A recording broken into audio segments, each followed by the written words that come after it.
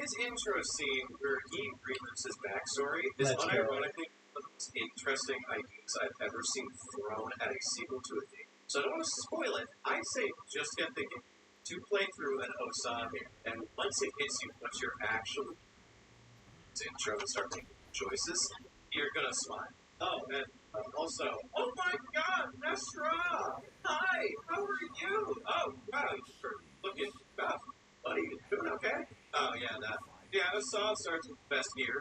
Starts with magic that can damage things pretty easily. Starts with a new god in his pocket, but you can die in your intro scene, which is neat, I guess.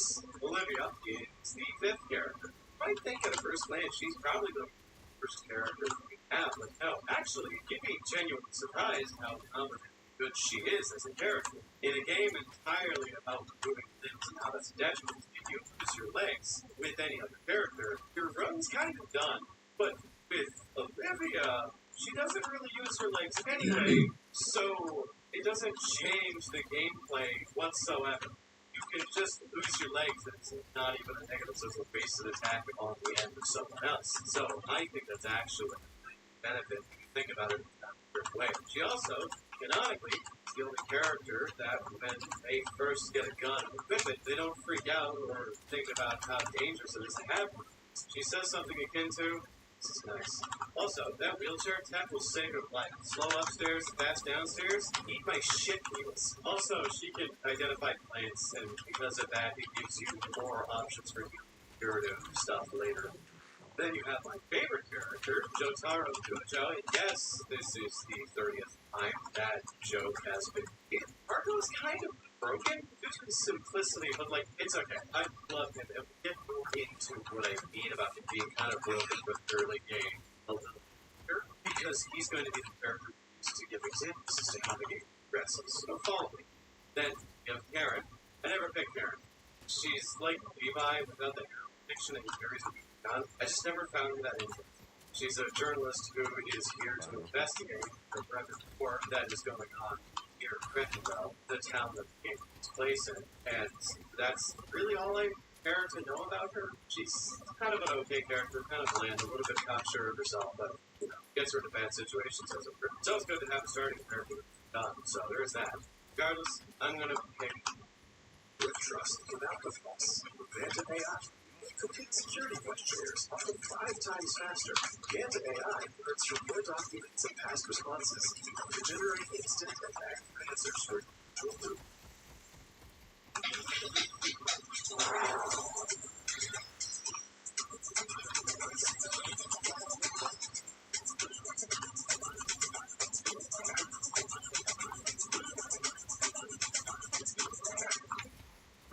Just so we can wrap the point, you know. How old is JoJo Part 3 at this point? God. So there is one that I think is in favor of her, and it's, as you notice, these aren't roles, these characters are names. So them having names is a very significant part of Alchemist 2. But another part of it is it also highlights the personal narrative of the story, which I think is the most important part. As I mentioned earlier, you're going to be interacting with various characters that are on this train quite a lot, and you can miss so many different interactions you have, as there are 14 different characters that you have to interact with, which allows you to kind of learn new snippets every time. Okay, there's this one character in the game, Tanaka. It's just the most unlucky man to ever exist. He will die if you so much as sneeze in the direction, but if you keep him alive, there's a lot of random shit that can go down. It's very interesting. But another thing that's kind of benefits to your hunger is that you're always going to feature skills of characters that you play, unlike in Wonder, where you're going to play NP and you do an intro and you change one piece of dialogue. Congratulations, you no longer have necromancy, and instead you can speak to bugs, which is just not useful. Okay, cool. You talk to Termite Mountain. You're not going to make it that far anyway. But I digress. Hopping into the game. Like Fear, you can go through the skills, but I find are super fleshed out. The intros you to the character gives you a good idea as to how your choices are going to these characters' lives a lot, especially from the perspective of Sun. And because of that, kind of develop connection to the characters. So with Marco's story, it covers such a very interesting, deep narrative. This narrative covers him trying to raise his sister and to have a life involved in mafia garbage, and it ended up alive, so he's trying to away what he has left. So picking certain options would be see Marco. So if you want to break this game, to make it super easy to learn, you gotta make sure you have 3 specific abilities. One of them automatically done. That is Adrenaline Rush, which if you haven't choose in his backstory to be aggressive boxer, his attacks get harder the longer combat gets than lockpicking. If you choose to be a burglar, that allows you to open non-special doors, and a quick jab. Quick jab is adequate by playing Marco, which makes it so that it isn't equipped with any weapon. With his bare hands, he hits twice instead of once. Might not seem significant, but his fists are stronger than a high-impact rail cannon. So to get all that done, you go through the intro, you find the janitor, and like how I described with it's a tough encounter. Unless you play Marco, and then you just beat his ass into the ground. It's kind of funny how I never lost to the store while playing Marco. I literally just bully him and take his lunch money out. Because again, Marco punches with the strength of a collapsing star, and beat him and search his body after a weapon that you can use on other people. Because Marco is already backing the own character. Beat the dream, beat Perkele, I Perkele. It's genuinely charming, and after that, the spot where left out or the intro of this video. The intro to this game is super efficient. It proceeds with the first combat encounter, but not instantly see some of the mechanics that you did before. I didn't mention rev up the game, which is new for this game. But first, rev up basically means that every turn that you survive, rev up to a maximum of 3 times. Rev up once, increase attack. Twice, increase attack further.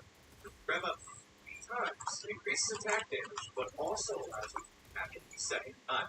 Marco is actually 4 times because he punches 2 times for every attack. Now you get to play Marco is a JoJo character in a horror game.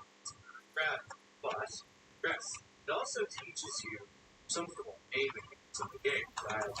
The basic combat limb dismemberment, especially if you use against the janitor, it shows you that even if you legs still in the game. Once you get out of the game, you can also sprint now, which makes every character have the main reason leg on for a early game.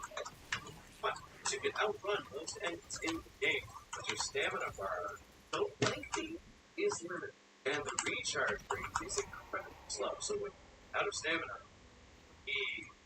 so where do we go from? And now that we are outside of the train, and I've given you a rundown, see the game start.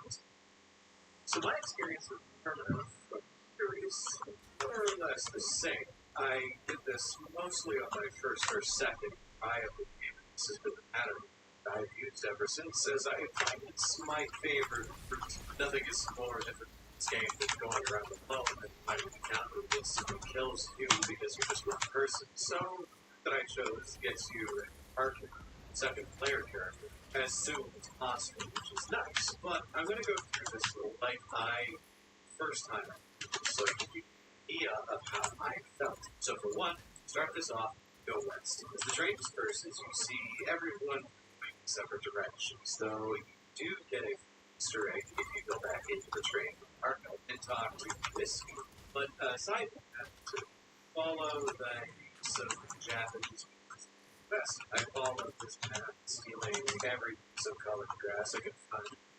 How eventually this, well, that sucks. Hey Tanaka, how you doing? Not good? Probably gonna get worse for you being living in this.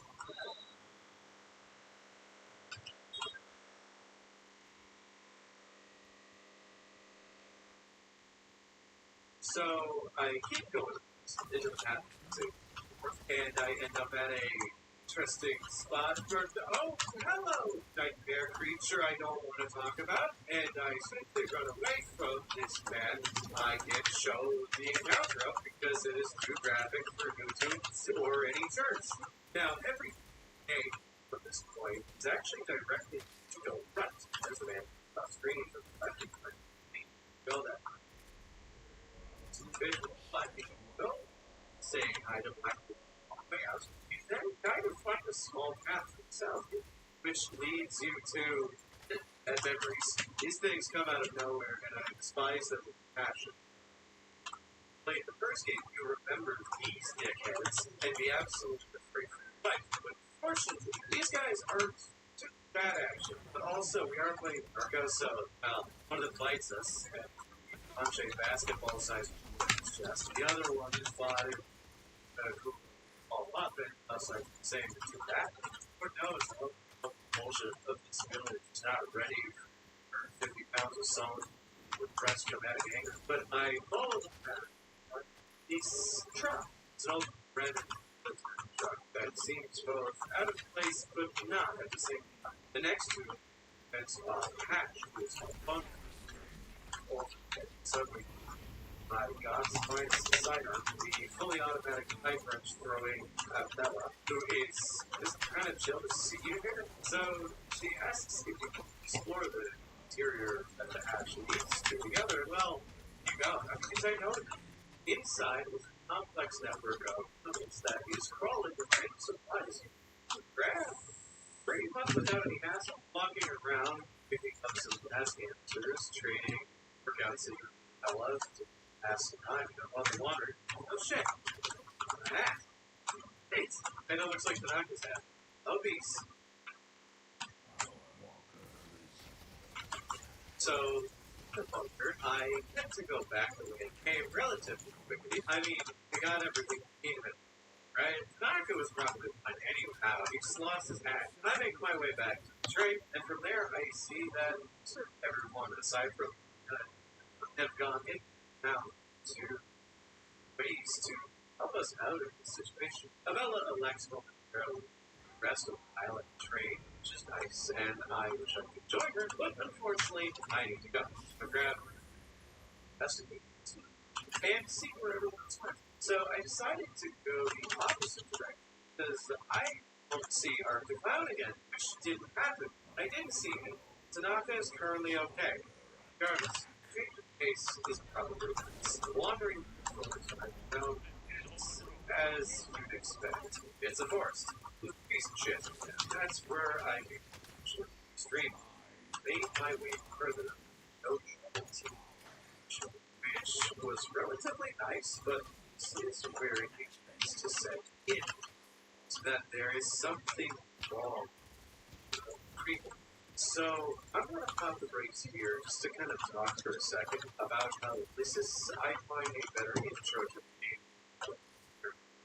See, with Fear and Hunger, I'm still mistaken, die. To try to not stay.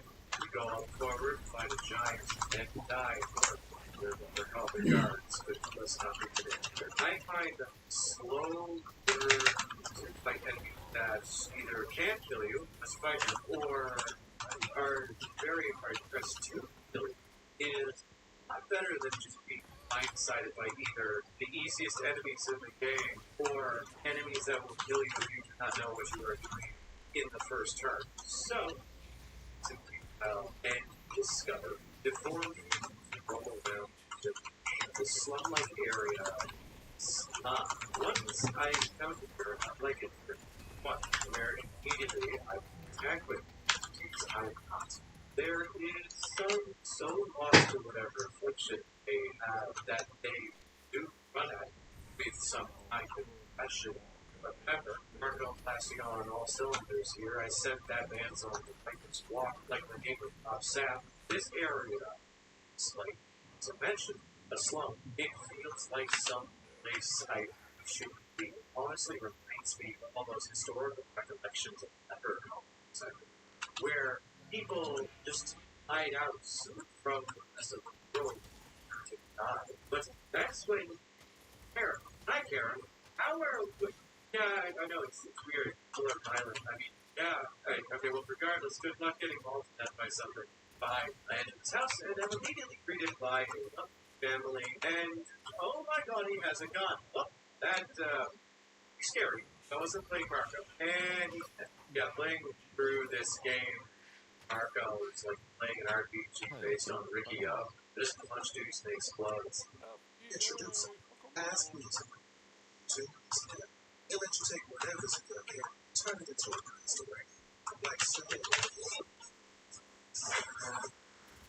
To ask me to get you. Just type in whatever's in your Just now.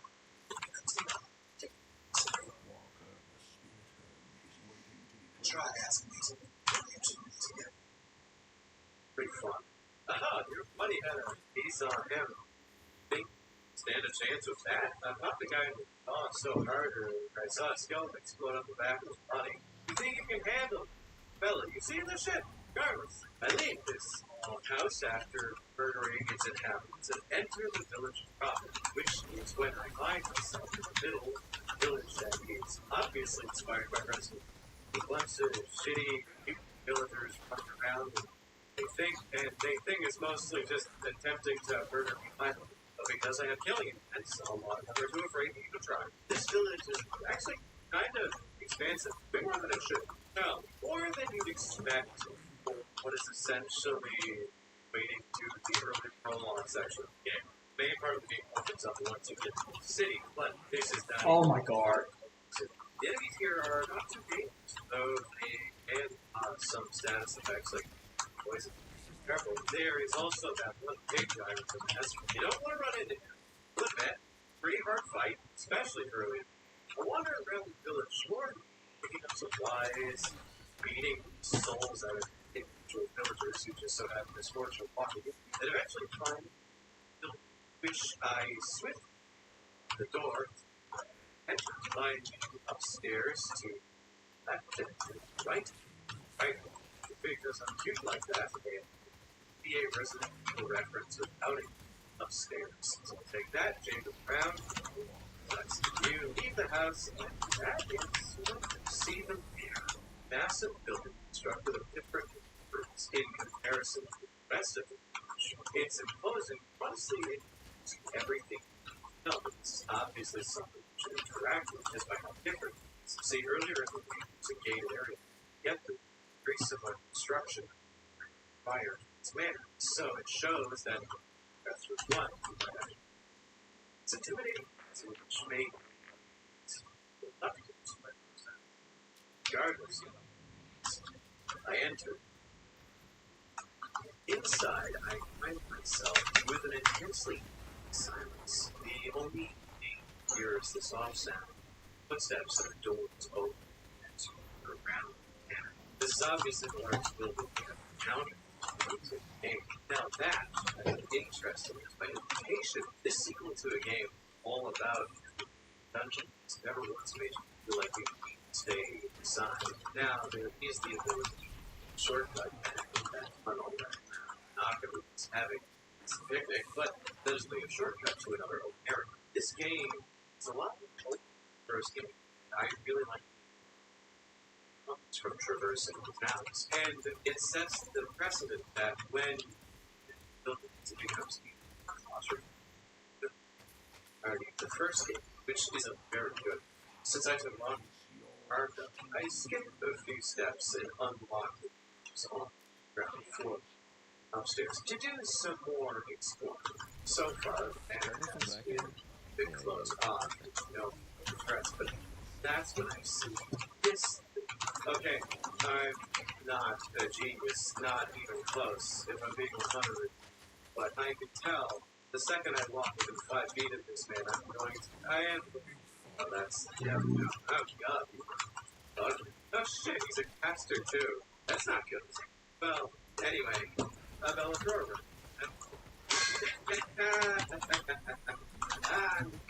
to punch him this time. Sometimes you gotta beat things up out of the piper, which works out, right? So, with the Dark Priest dead, I found myself thinking that this place was probably safe. So, and you save your game, sleep. But the trade-off is areas unsafe. You're gonna push down purple. Can we Going defend to fail that. Now, I'm going to spoil something here, but don't guard priest to make this area. You don't have to worry about that. It's just a safe place you can sleep. But go to sleep in this game. Other things happen. But I will bother you. You're going to have to self to regardless. In your manner. That's what it helping the monster reminiscent of little flies from the first games and in content, which people tells you not to fuck around with this thing. The thing that unnerves me most about it is that it doesn't attack you, it doesn't remain motionless and stare at you. It threatens and it talks to you and asks you to share dinner with it, which, considering you are, you have to say yes. Rude. He tries to treat you to several words. The trick here is he will ask you, but it's a polite, it will happen. But if you are rude or perhaps in any way, not his too good. Also, he is incredibly strong, even for a mid to late game. Gentleman, a creature that is singular in existence. How sort of? Yeah. Wait. You finish your asks you last question. Support them. From me being me, I said no, they suck. I went into so the scariest shit I've ever seen. So no, and I'm not talking about me. He agrees, and the two need to accomplish something kind of interesting. And he sends you. That's it. He'll not fight you unless you attack him.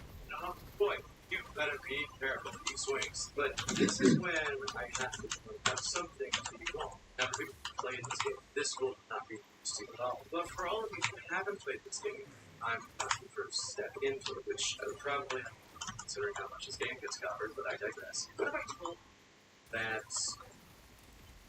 Hey, you! Stop contemplating your existential dread. Magic the Gathering, Foundations!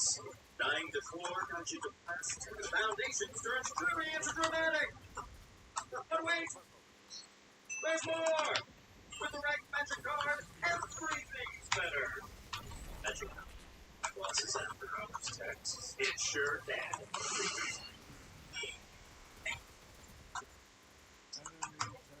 This individual, this character you've already seen before. But if I told you this character was on the train with you, it's one of the people waiting outside for you, and in fact, was one of the people that were made to be participants in the festival terminal last week. Yes, I referenced this earlier, but this thing, gentleman, mayor, tenant, chef, now brings me to one of, if not interesting parts of this game, where we will draw a close introduction and analysis of terminators. And that means what means mood sculpting. And why does it develop this game conceptually develop this game by massive skin? In order to understand scorching, I have to understand something I have been trying to discuss. What is the festival? So get it. See it. Discuss it from 2 different angles. A very simplified version of it. I tend to look to but the more simplified version is that it is simply a death game, similar to a horror, but where you have to fight and die or else. But I think it's more complicated. Now, in my play, I big as to designing festival tournament. But let me discuss what I do. So, in short, festival is hosted by Raquel on Rare. Rare is a trickster old god, and was it really mentioned in the first game? Rare did have some representatives in the game Pocket Chat, but the thing to know about Rare is that it has received notions about humanity that will not be shared. It's that humanity is scum. They are detestable. They are rather gross and when passed into a bright light, humanity's first instinct is to fight and throw others down from high perches to better their station. Festival of Terror, isn't so much about a royale as it is for rare to prove its point by subjecting everyone will be about to succumb to their darkest desires or succumb to desires of others. It's I at the end still survive every I am out of practice. I mean, it's possible. I think maybe I'll play a Bella, but it is possible. The one part is that for killing to states that you don't actually have to participate. As in, there's nothing fully stopping you physically, just not harming your fellow man. But there is a trickster god. So this is true, but if you tries to do so and suffer and resolve to not harm it, it's like rare monster called humanity film, trapped its gaze. Basically, it's much like a magnifying glass on a summer day, become burned by the gaze of its eldritch god, which is a process that's since identified as it's pretty abstract. Take gaze and think, and it's what it sees turn. Do not participate in the events of the festival. Be transformed. Something that will participate, but it still also teaches something free. To break that down a little, there are two categories that come scorched that I sum up as either silent hell monster or possession by another enemy. So, what do I mean by silent hell monster? Well, with the majority of the past, when they used to fight, at a certain point they would become a monster that is an abstract entity, and it's a person is formed from. Now, that means same person, but the first traits they have or that they perceive themselves to be amplified to a point where based around the entire negative aspects of their personality. For example, see Marco. See, Marco has always struggled with his life. His childhood area surrounded by organized crime, murder, and even worse. He wanted to live a good life. Sister tried to develop one of them. He's good at practical applications of intense violence. So what did happen? He ended up getting into lots of cases. Actually made a lot of money. And to make something of his life, it seemed like a friend should go. But it'll end up getting embroiled in some crime that kills him.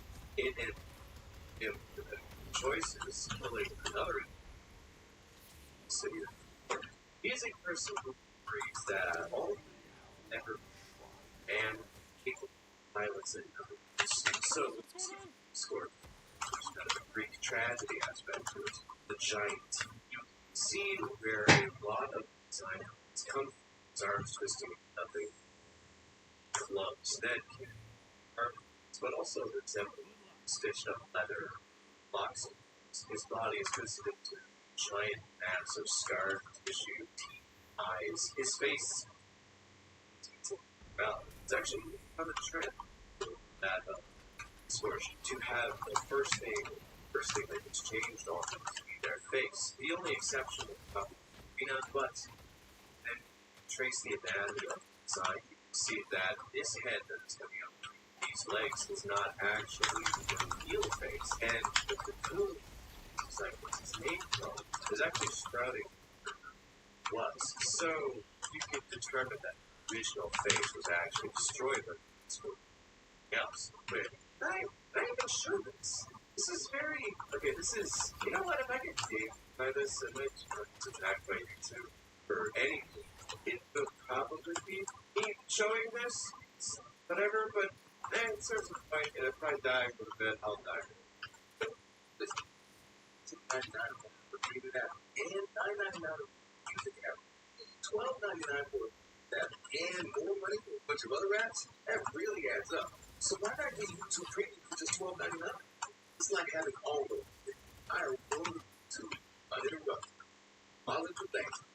If politics can talk. 2, 3. One, joke. I'm here. That is the easiest way to interpret it, but I personally see it differently. So as we know, the majority of people that are in sort of first version of themselves, but this version dictated by Rare's perception of this individual rather than their perception of themselves. I think it would make sense as Rare as a rather distinct idea.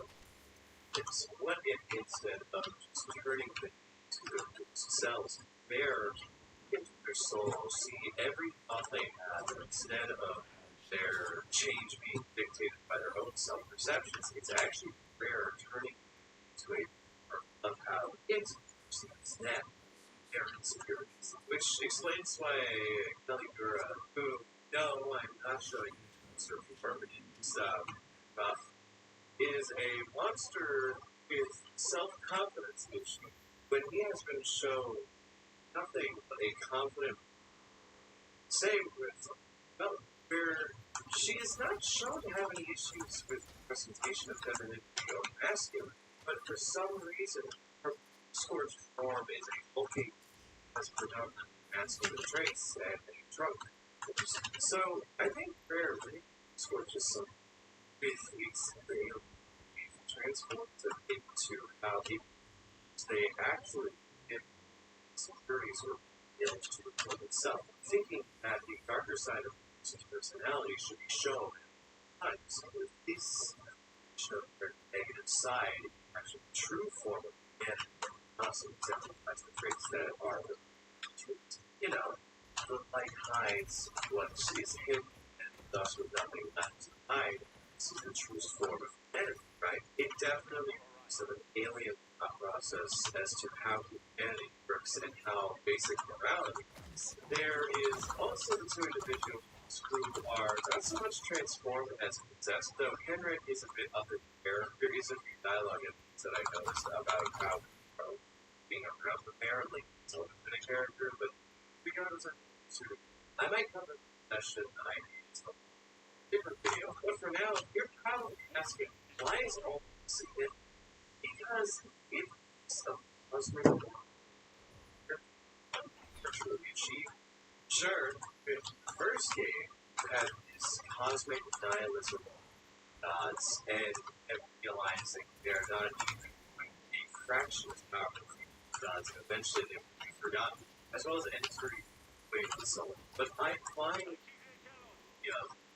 constantly washed over your head by some massive that squeezes during its festival to transform you into an abomination that forces you to live out what you want to keep. And it seems like the worst traits in life forever. And there is no time limit. The reason I chose to highlight Henry as the person who's sort of victims, he can become game source as early as an actor in the game, which I think is terrifying, as you never know when you are going to pop. Now, as you see the name, you probably are safe until the last part of the game, but for every other character, it's kind of up in the air. Look at the guide for Scorch at what it's got a distribution throughout the various days and times. The best of it, permanency and some insanity, feel participate, or else be changed in your reality, changed in your entirety. So, honestly, I think this makes it so much more fun. First game, as the horrible god bullshit that you have to deal with is up front and center from the second you find out about it. If you know about it from every other playthrough after. Now, right before that I find most terrifying loss of agency is loss of ability to control yourself, be able to dictate your own choices is one of the reasons why I grab things like this, because it's genuinely something that terrifies me. So, the idea of versus self and having say all of securities because someone saw that it's like the dominant trait is genuinely some of the best series horror I've ever seen. And don't even get me started on the sulfur cultists of this game. This game executes the gameplay of the first game more polished and better mechanics. It executes the concepts of the first game with more nuance and a better understanding of horror as well as existentialism. Besides that, themselves are expanded upon in more depth without below. Execute the story that just is flat out better than the first Fear of Hunger, because if you actually get a story, you can put things together outside of a single text scroll at the beginning, and sometimes talking scared individual hiding in a prison cell somewhere. And in general, Fear and Hunger Terminal is just the better game of the two. Now, say what you want about personal preference, but it feels like your own first on this game actually from their experience working the first game and use all this knowledge to make this masterpiece. Termina is probably my favorite game of all time, and I'm genuinely excited to see where Hero goes next in the series, be it adding the essence of the 14 or just making a game. I would support it as the same knowledge. I doubt they're going to progress on. And the best part of this game is I have covered the first day of content of 3 in Termina. So, if anything I've said intrigues you, please, for the love of all, don't play this game. It is significantly more approachable one, and also it's easy, so that you can actually play the game and not have to worry about dying every 30 seconds or something. I want to thank that dear friend of mine that I mentioned in the first video for Fear and Hunger 1 for introducing me to this game series. And I mentioned that I made the first video and that I'm going to be making this video, and asked them to give some of their words about it. So, what's the verdict? Yes. You're looking incredible in that dress. This whole outfit makes you look like an angel sent from heaven. You always look pretty, but you've really outdone yourself this time. Oh, yeah? Cool, one sec. What the heck? That was much higher praise than I expected!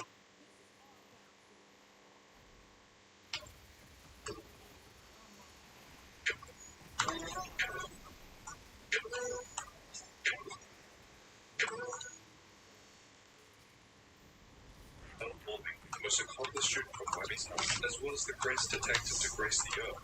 So, cases, and though he wasn't able to solve the cure case, or really just close it, that's what he did. Those two were near, and both of them desperately wanted to surpass Nello, with Nello in particular taking extreme measures to ensure his victory over not just Nier, but extension Nello. Nier, however, is seen as the true successor to Nello that making amends. His name inherently made Riddler symbolizes that Nier's national flows from Nello.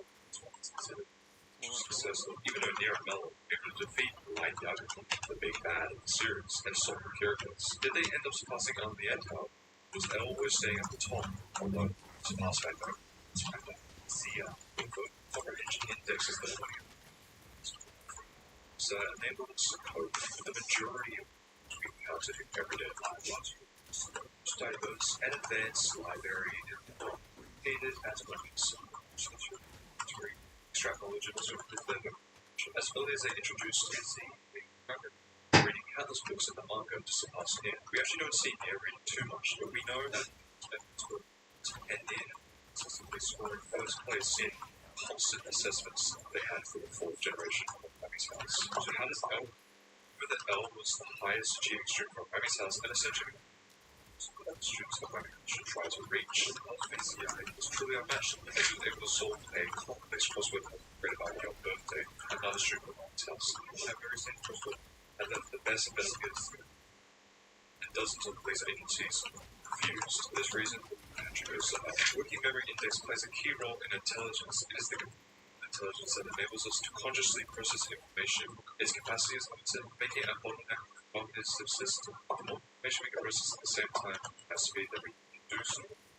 So, it's problems in best speed. Processing large amounts of information at a time. The high scale at which Nier was prepared speed is in Death Note Chapter 91.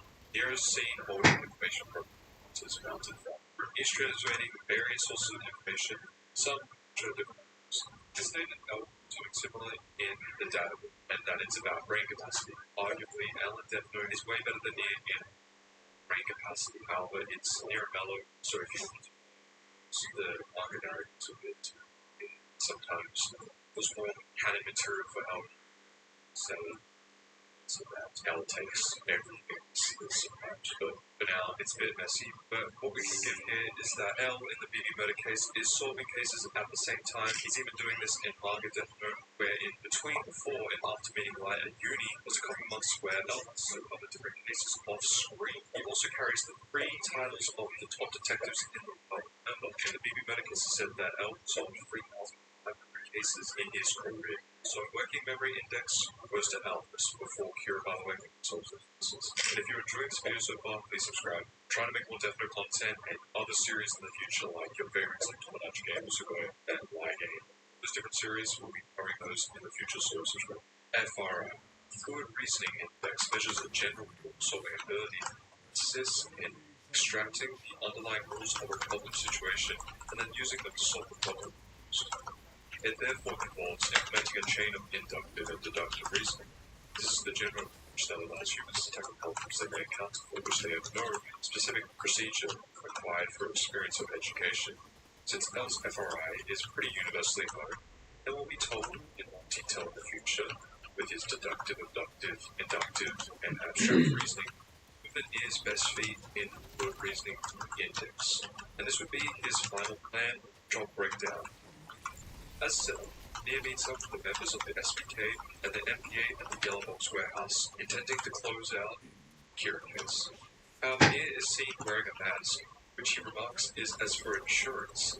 Nia is confident that both ex-Kira and L-Kira have no idea as to what Nia looks like. However, he is fully aware that the identity of everyone else at the meeting, but himself unknown to both of them.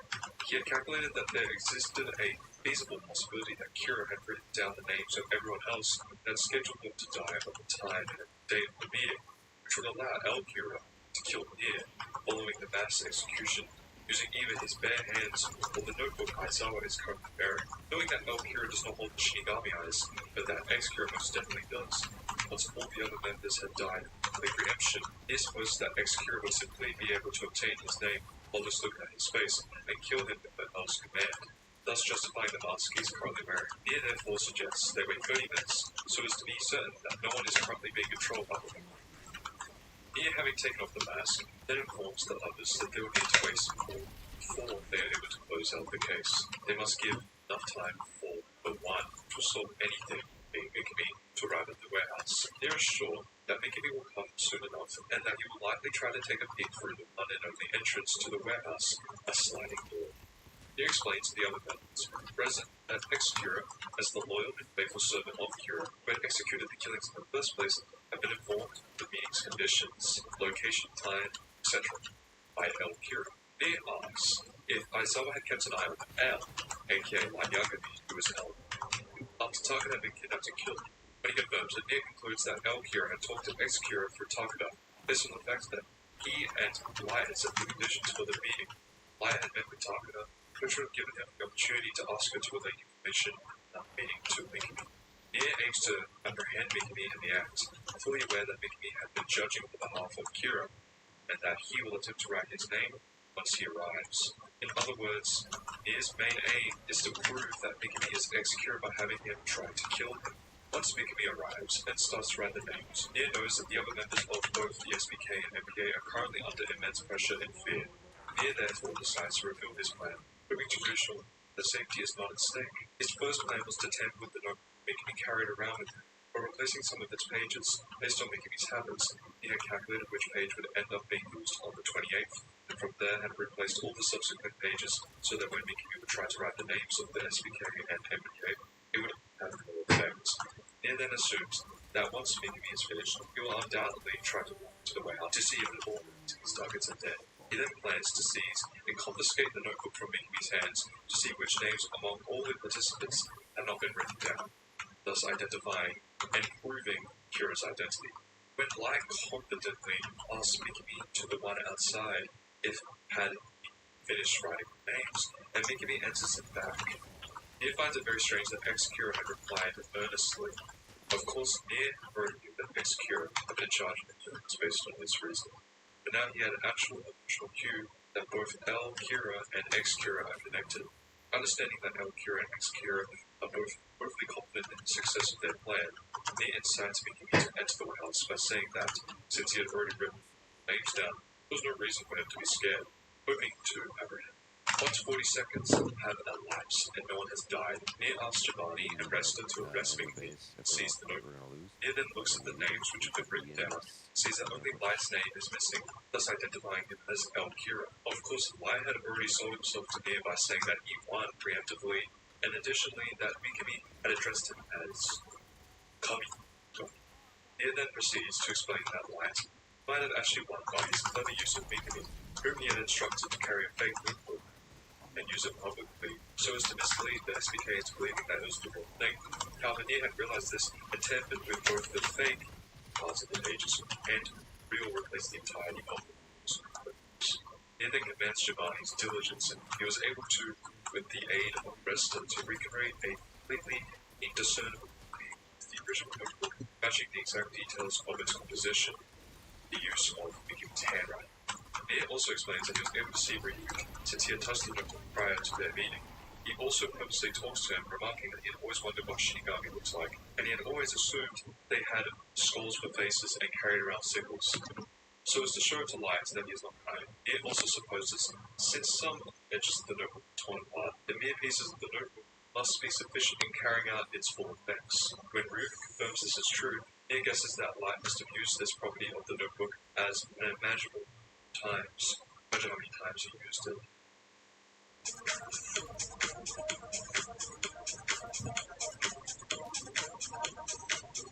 We looked at many potential solutions. So what was that about? How do you decide what's the right thing to build once you know the problems? As to deceive all who try to stand in his way. With this situation unraveled, the answer is very clear to me. Light Yagami, L is Kira. The result of this long quotation has now unfolded. Nia has won on behalf of L and Mello. Kira has been completely and utterly defeated.